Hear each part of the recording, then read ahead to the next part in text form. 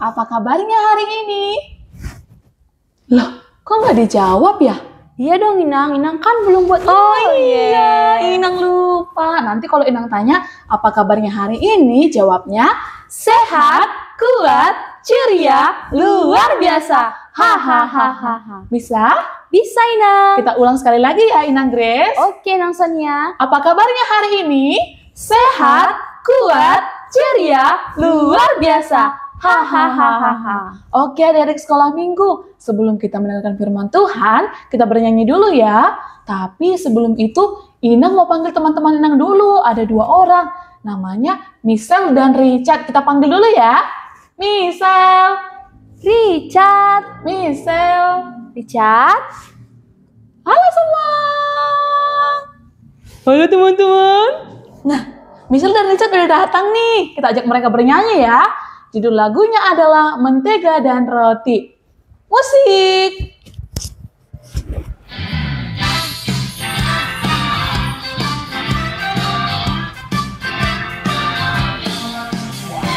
Kau temanku, ku temanmu, kita selalu bersama. Seperti mentega dengan roti.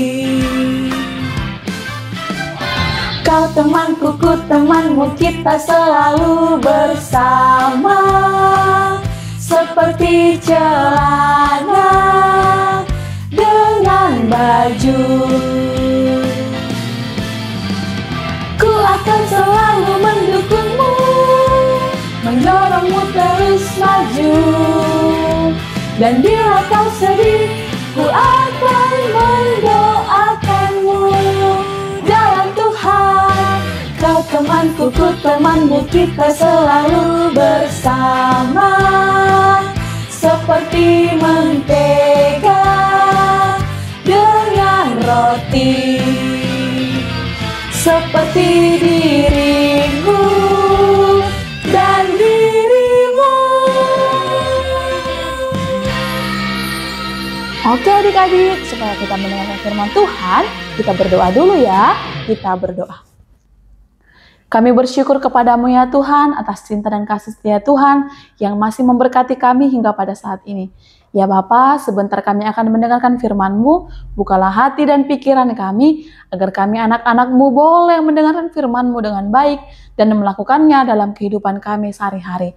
Inilah doa permohonan kami, dalam Kristus Yesus kami berdoa dan mengucap syukur. Amin. Oke adik-adik sekolah minggu, kita mau mendengarkan firman Tuhan kan? Jadi semuanya harus mendengarkan dengan baik ya, supaya semuanya boleh menjadi anak-anak yang taat kepada Tuhan. Inang. Tapi sebelum itu, Richard mana ya? Michelle, Richard mana? Oh iya, Richard mana ya Michelle? Tahu Inang. Loh, kalian kan tadi bersama. Nggak mau Inang, dia nggak temanku lagi.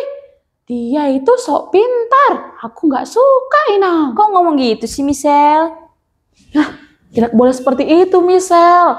Kalian harus berteman ya. Inang panggil Richard. Richard. Ada apa Inang? Richard, kamu dari mana?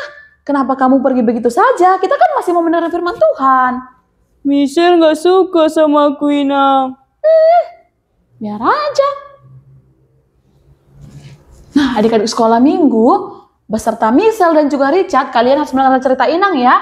Jadi kalian tidak boleh berantem, oke? Kalian harus mendengar firman Inang dengan baik, oke? Oke Inang. Oke Inang. Oke, sebelum itu Inang mau tanya dulu, masih semangat gak ya anak sekolah minggunya? Masih semangat anak-anak sekolah minggu? Masih semangat, tetap semangat. Tetap semangat. Nah, nanti kalau Inang tanya sekali lagi, semua menjawab ya. Misal juga ya. Iya Inang. Masih semangat anak-anak sekolah minggu? Masih semangat, tetap semangat. Tetap semangat. Oke, karena semuanya bersemangat, Inang mau baca nas firman hari ini yang tertulis dalam 1 Samuel pasal 24 ayat 1 sampai dengan 8a. Semuanya dibuka ya Alkitabnya. Oke Nang. 1 Samuel pasal 24 ayat 1 sampai dengan 8a. Kita baca bergantian ya Inang Grace. Oke Nang. Daud membiarkan Saul hidup. Daud pergi dari sana dan tinggal di kubu-kubu di En-Gedi. Ketika Saul pulang sesudah mengejar orang Filistin, ia diberitahukan demikian. Ketahuilah, Daud ada di padang gurun En-Gedi. Saul kemudian mengambil 3.000 orang yang terpilih dari seluruh orang Israel, lalu pergi mencari Daud dan orang-orangnya di gunung batu kambing hutan. Ia sampai ke kandang-kandang domba di tepi jalan. Di sana ada gua dan Saul masuk ke dalamnya untuk membuang hajat. Sementara Daud dan orang-orangnya duduk di bagian terdalam gua itu. Berkatalah orang-orang Daud kepadanya, "Inilah hari yang telah dijanjikan Tuhan kepadamu. Lihat, aku menyerahkan musuhmu ke dalam tanganmu. Maka lakukanlah kepadanya apa yang kau pandang baik." Daud pun bangkit, lalu memotong ujung jubah Saul dengan diam-diam. Tetapi sesudah itu, gundalah hati Daud karena ia telah memotong ujung jubah Saul. Ia berkata kepada orang-orangnya, "Kiranya Tuhan mencegah aku melakukan hal ini, melayangkan tanganku melawan tuanku, orang yang diurapi Tuhan, sebab dialah orang yang diurapi Tuhan." Daud memperingatkan orang-orangnya dengan perkataan itu dan tidak mengizinkan mereka bangkit menyerang Saul. Demikian firman Tuhan. Adik-adik sekolah minggu, Inang mau tanya dulu. Tadi setelah kita baca firman Tuhan, tadi siapa ya yang disebutkan tokohnya? Richard tahu nggak? Tahu dong, Inang. Siapa Richard? Saul dan Daud ya, Inang. Daud dan Samuel, Inang. Iya, Richard benar. Michelle masih kurang tepat. Nggak suka. Selalu saja Richard. Richard dan Michelle tidak boleh seperti itu. Oke, kalian dengarkan dulu cerita Inang, oke? Oke, Inang. Oke, Inang. Oke, adik-adik sekolah minggu. Jadi tadi itu bercerita tentang Daud dan juga Saul. Inang mau tanya dulu, tahu nggak siapa itu Daud? Nggak tahu, Inang. Raja Israel ya, Inang. Nah, iya, Richard benar. Tapi sebelum itu adik-adik, Daud itu dulu adalah seorang gembala di Yerusalem. Dan dia juga pintar memainkan alat musik kecapi. Jadi adik-adik, pada saat itu ketika Saul memerintah sebagai Raja Israel, dia sering dihinggapi dengan roh yang menyusahkan. Apa roh menyusahkan, Inang? Nah, Michelle, roh yang menyusahkan itu membuat perasaan Saul tidak tenang. Ia selalu merasa gelisah. Sehingga untuk menghilangkan roh itu harus dihibur dengan bermain kecapi. Oh, berarti Inang Sonia, Daud ya yang menghibur si Saul? Iya, benar Inang Grace. Jadi Daud dipanggil ke istana untuk menghibur Raja Saul ketika roh yang menyusahkan itu datang. Jadi si Daud ini dikasih si Saul, Inang Grace. Oh gitu ya, Inang?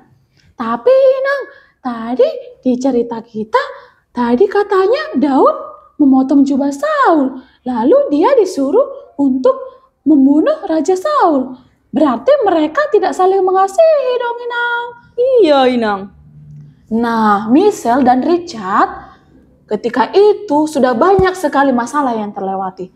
Ketika Daud bekerja sebagai pelayan pemain kecapi di istana Raja Saul, Daud sangat pintar berperang.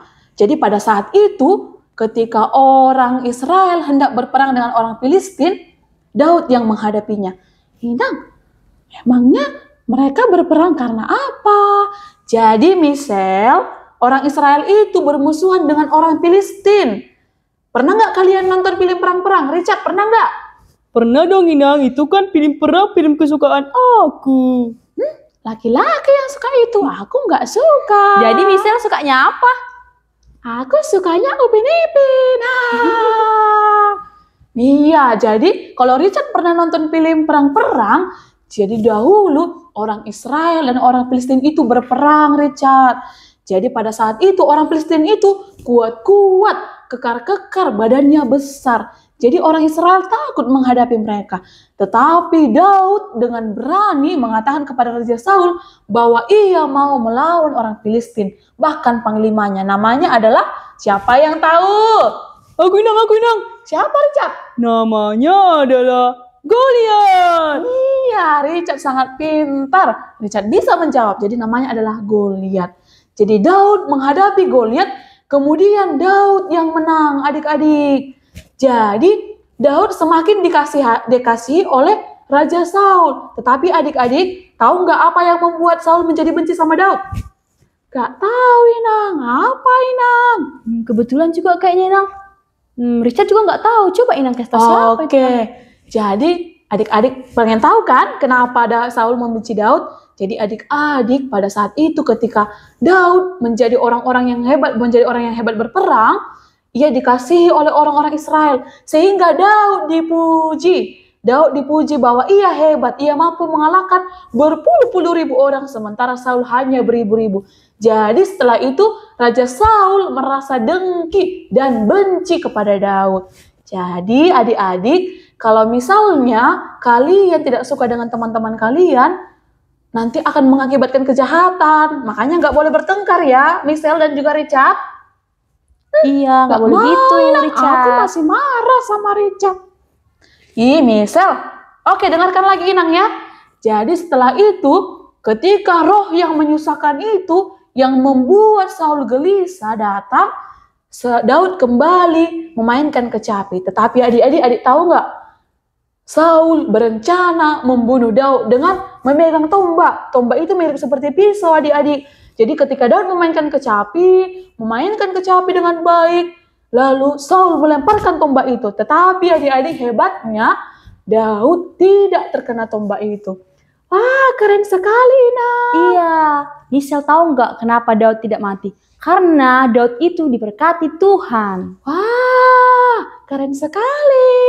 Iya adik-adik, jadi Daud tidak terbunuh. Tetapi adik-adik karena Daud takut, ia pun melarikan diri. Dan ketika itu Daud melarikan diri ke padang gurun namanya En-gedi. Apa tadi?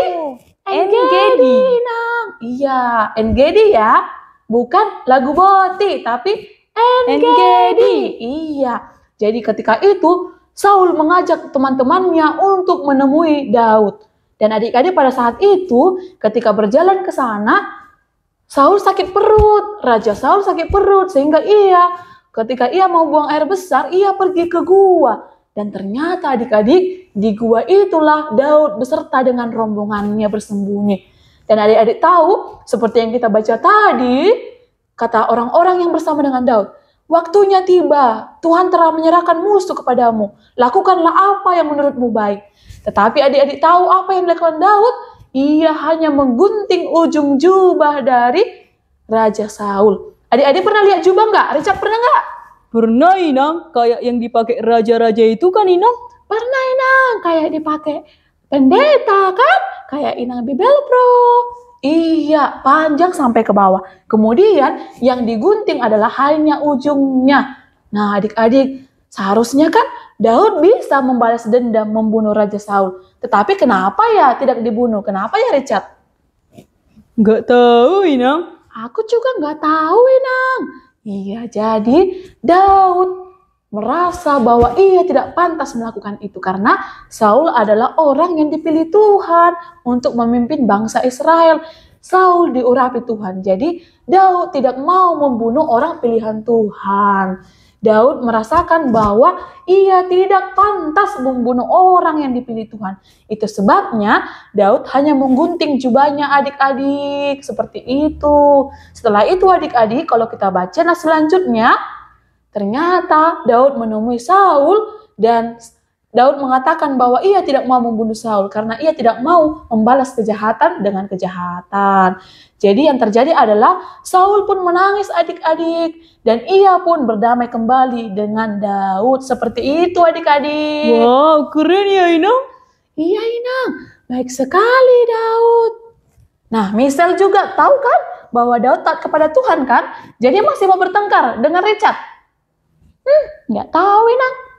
Aku minta maaf, Michelle.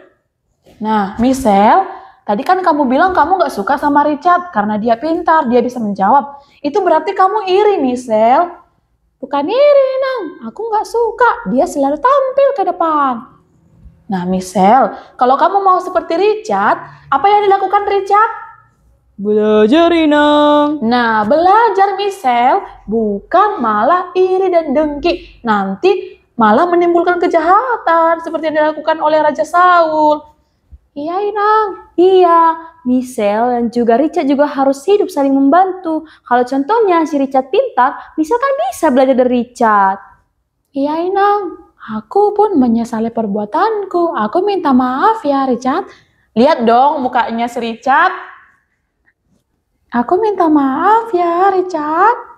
Iya, Michelle. Oke, jadi karena Richard dan Michelle sudah berteman, kita berpelukan dulu ya. Pelukan.